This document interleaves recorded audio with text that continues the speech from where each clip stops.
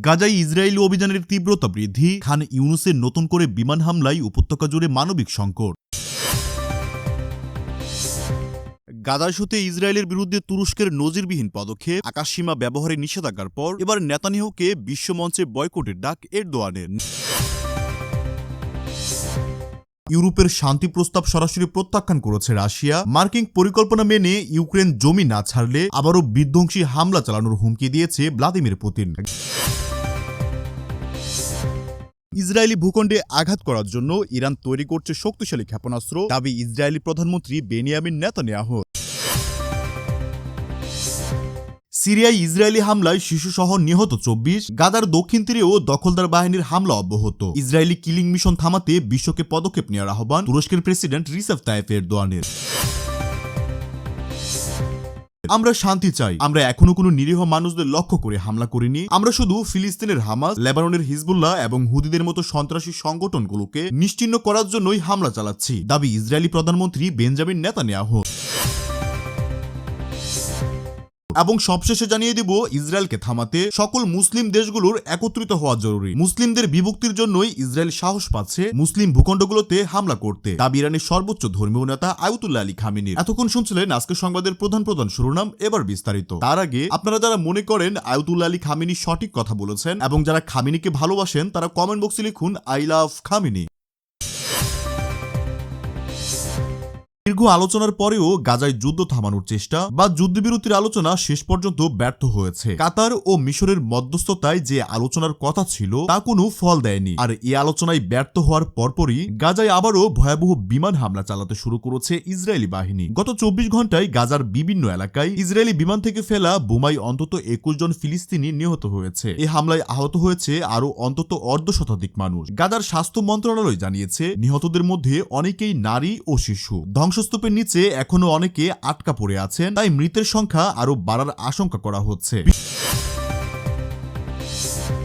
ফিলিস্তিনিদের উপর অব্যাহত হামলার প্রতিবাদে ইসরায়েলের বিরুদ্ধে কঠোর অর্থনৈতিক পদক্ষেপ নিয়েছে তুরস্ক। আঙ্কারার পক্ষ থেকে ঘোষণা করা হয়েছে যে গাজায় স্থায়ী যুদ্ধবিরতি এবং নিরবিচ্ছিন্ন ত্রাণ সহায়তা নিশ্চিত না হওয়া পর্যন্ত ইসরায়েলের সাথে সব ধরনের আমদানি ও রপ্তানি বাণিজ্য বন্ধ থাকবে। তুরস্কের বাণিজ্য মন্ত্রণালয় এক বিবৃতিতে নিশ্চিত করেছেন এই সিদ্ধান্ত অবিলম্বে কার্যকর হবে এবং ইসরায়েলমুখী কোনো পণ্যবাহী জাহাজ তুরস্কের বন্দর ত্যাগ করতে পারবে না। তুরস্কের প্রেসিডেন্ট রিসেপ তাইয়েপ এরদোয়ান এক ব্যবসায়িক সম্মেলনে বলেছেন, আমরা এমন কোন দেশের সাথে বাণিজ্যিক সম্পর্ক রাখতে পারি না যারা আমাদের মুসলিম ভাই বোনদের উপর নির্বিচারে বোমা বর্ষণ করেছে। এরদোয়ান আরো উল্লেখ করেছেন যে এই সিদ্ধান্ত নেওয়া সহজ ছিল না, কিন্তু মানবিক দায়বদ্ধতা থেকে তুরস্ক এই কঠোর অবস্থানে যেতে বাধ্য হয়েছে। তিনি মুসলিম বিশ্বের অন্য দেশগুলোকেও ইসরায়েলের উপর অর্থনৈতিক চাপ প্রয়োগের আহ্বান জানিয়েছে। প্রিয় দর্শক, তুরস্কের প্রেসিডেন্ট রিসেপ তাইয়েপ এরদোয়ান ইসরায়েলের বিরুদ্ধে যে পদক্ষেপটি নিয়েছে এ বিষয়ে আপনার মন্তব্য কি? এবং আপনারা যারা এরদোয়ানকে ভালোবাসেন তারা কমেন্ট বক্সে লিখুন I love Erdogan. গাজা উপত্যকায় আবারও ভয়াবহ আকার ধারণ করেছে যুদ্ধের পরিস্থিতি। ইসরায়েলি বাহিনী তাদের অভিযানের তীব্রতা আগের চেয়েও বহুগুণে বাড়িয়ে দিয়েছে। বিশেষ করে গাজার দক্ষিণের শহর খান ইউনুসে গত রাত থেকে অবিরাম হামলা চালানো হচ্ছে। স্থানীয়রা জানাচ্ছে ঘন বসতিপূর্ণ এলাকাগুলোতে একের পর এক বোমা ফেলা হচ্ছে, যার ফলে সাধারণ মানুষের জানমালের ব্যাপক ক্ষতি হচ্ছে। অন্যদিকে ধ্বংসস্তূপের নিচে এখনো অনেকে চাপা পড়ে আছে বলে আশঙ্কা করা হচ্ছে। সিভিল ডিফেন্স কর্মীরা উদ্ধার কাজ চালানোর চেষ্টা করলেও ক্রমাগত বিমান হামলার কারণে তারা ঘটনাস্থলে পৌঁছাতে পারছে না। উত্তরের গাজা থেকে যারা পালিয়ে দক্ষিণে আশ্রয় নিয়েছেন তারাও এখন আর নিরাপদ নয়। খান ইউনুসে নতুন করে এই হামলার ফলে লাখ লাখ মানুষ আবারও বস্তুচ্যুত হয়ে পড়েছে। মধ্যপ্রাচ্যের পরিস্থিতি এখন ভারতের স্তূপের উপর দাঁড়িয়ে আছে। আর ঠিক এই মুহূর্তেই ইরানের সর্বোচ্চ ধর্মীয় নেতা আয়াতুল্লাহ আলী খামেনি ইসরায়েলের বুকে কাঁপন ধরানো এক কঠোর হুঁশিয়ারি উচ্চারণ করেছেন। খামেনি এবার আর কোনো রাগঢাক না করেই তিনি স্পষ্ট ভাষায় জানিয়ে দিয়েছেন যে ইসরায়েল নামের এই রাষ্ট্রটির অস্তিত্ব টিকিয়ে রাখা কঠিন হয়ে পড়বে। তেহরান থেকে দেওয়া এক বিশেষ বার্তায় খামেনি বলেছেন, জায়নবাদী শাসকরা গাজা ও লেবাননে যে হত্যাযজ্ঞ চালাচ্ছে তার জন্য তাদের চড়া মূল্য দিতে হবে। ইরান এতদিন কৌশলগত ধৈর্য দেখালেও এবার এবার সেই দৌড়ের বাঁধ ভেঙে গেছে। ইরানের সর্বোচ্চ নেতা তার বক্তব্যে স্পষ্ট করে দিয়েছেন যে ইসরায়েলের বিরুদ্ধে পাল্টা আঘাত হানার জন্য ইরানের সামরিক বাহিনী পূর্ণ প্রস্তুতি গ্রহণ করেছে। তিনি আরো বলেছেন, আমরা আমাদের শক্তিমত্তা দেখানোর জন্য সঠিক সময়ের অপেক্ষায় ছিলাম, আর সেই সময় এখন উপস্থিত। তিনি ইসরায়েলকে সতর্ক করে বলে দিয়েছেন, ইরানের পরবর্তী হামলা আগের যে কোনো হামলার চেয়েও অনেক বেশি ভয়াবহ এবং ধ্বংসাত্মক হবে। খামেনি শুধু ইরানের প্রস্তুতি নিয়েই কথা বলেননি, তিনি পুরো মধ্যপ্রাচ্যের প্রতিরোধ যোদ্ধাদের প্রতি তার পূর্ণ সমর্থনের কথা ব্যক্ত করেছেন।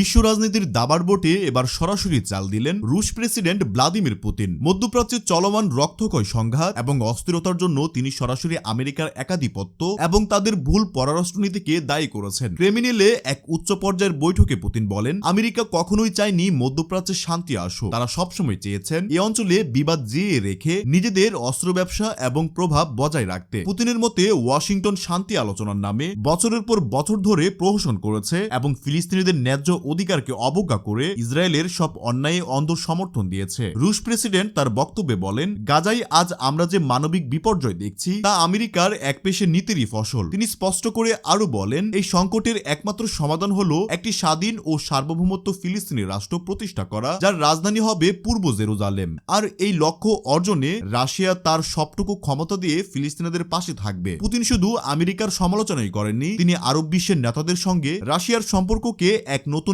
উচ্চতায় নিয়ে যাওয়ার ইঙ্গিত দিয়েছেন। সৌদি আরব, সংযুক্ত আরব আমিরাত এবং মিশরের নেতাদের সঙ্গে নিয়মিত যোগাযোগের মাধ্যমে পুতিন বোঝাতে চাইছেন যে আমেরিকা আর মধ্যপ্রাচ্যের একক অভিভাবক নয়। পুতিন বলেছেন, পশ্চিমারা মানবাধিকারের কথা বলে কিন্তু গাজার শিশুদের মৃত্যুতে তারা চুপ থাকে। এই দ্বিমুখী আচরণ বিশ্ব আর মেনে নেবে না। তিনি পারেন। ভিডিওটি শেষ করার আগে আজকের ভিডিওর শিরোনামগুলো জানিয়ে দিচ্ছি আরো একটিবার।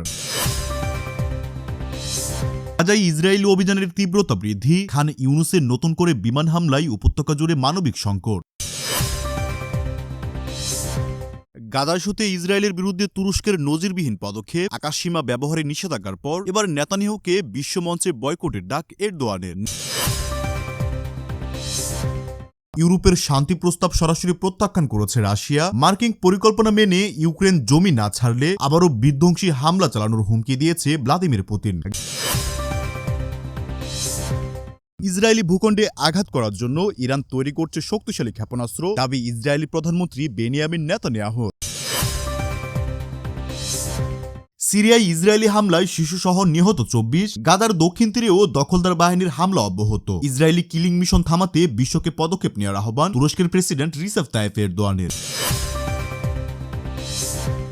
আমরা শান্তি চাই, আমরা এখনো কোনো নিরীহ মানুষদের লক্ষ্য করে হামলা করিনি। আমরা শুধু ফিলিস্তিনের হামাস, লেবাননের হিজবুল্লাহ এবং হুদিদের মতো সন্ত্রাসী সংগঠনগুলোকে নিশ্চিহ্ন করার জন্যই হামলা চালাচ্ছি, দাবি ইসরায়েলি প্রধানমন্ত্রী বেঞ্জামিন নেতানিয়াহু।